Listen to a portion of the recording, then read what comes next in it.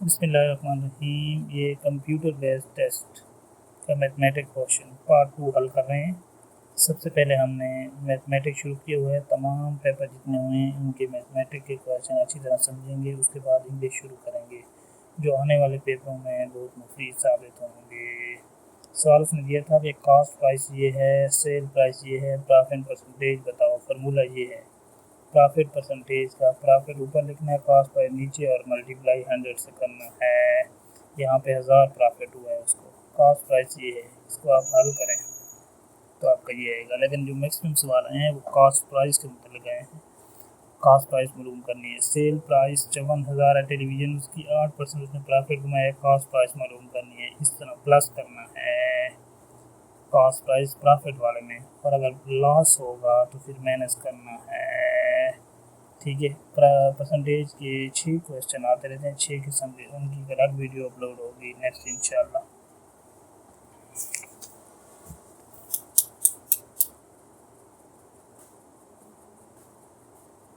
दूसरा क्वेश्चन ये था कि 150 बंदे हैं, 40 दिन में खाना ख़त्म कर देते हैं, 120 होंगे तो कितने दिन लगेंगे। ठीक है।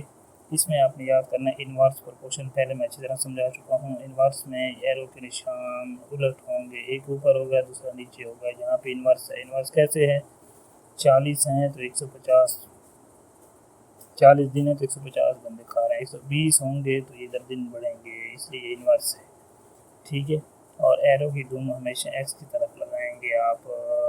ठीक है, ये एक्स ऊपर आएगा, दुम वाली साइड ऊपर आएगी, ये 40 और 150 बटा 120 क्रॉस मल्टीप्लिकेशन करेंगे तो 50 आपका जवाब आ जाएगा।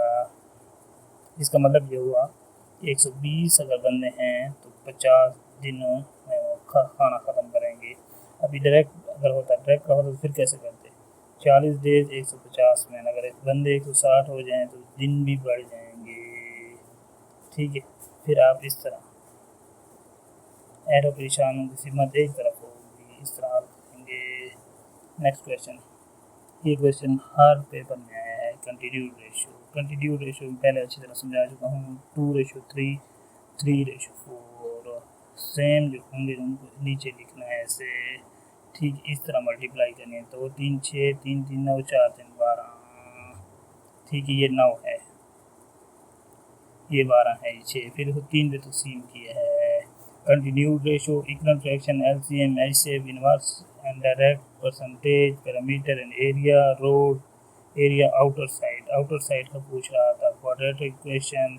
ये तमाम जो है ना रिपीट हुए हैं, इनको अच्छी तरह आपने समझ लेने हैं।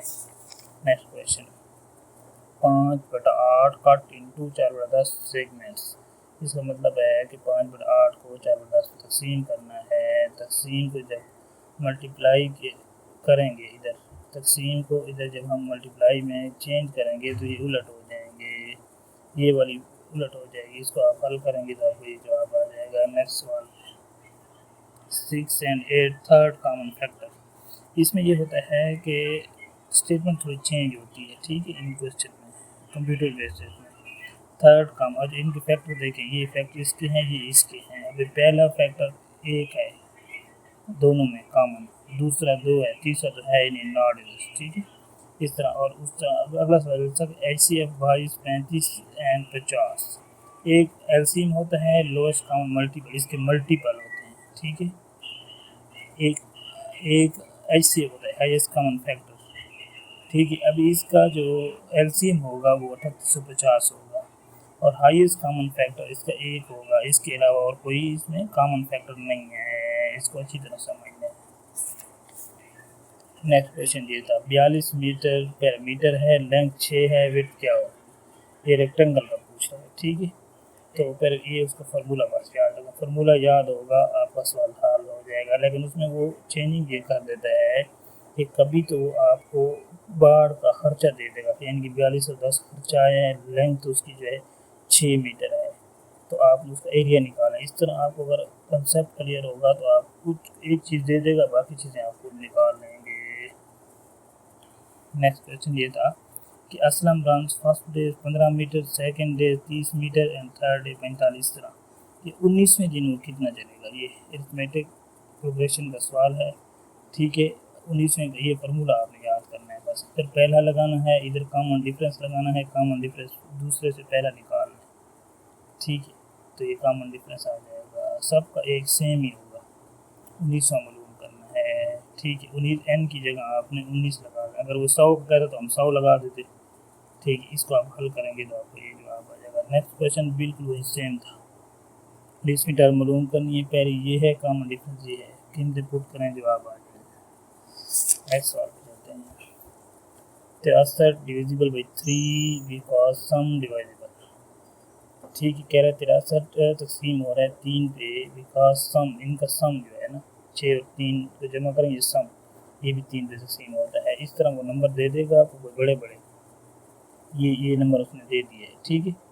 इसका सम 33 है, इनको जमा करें तो ये 33 3 पे तकसीम होता है 3 पे।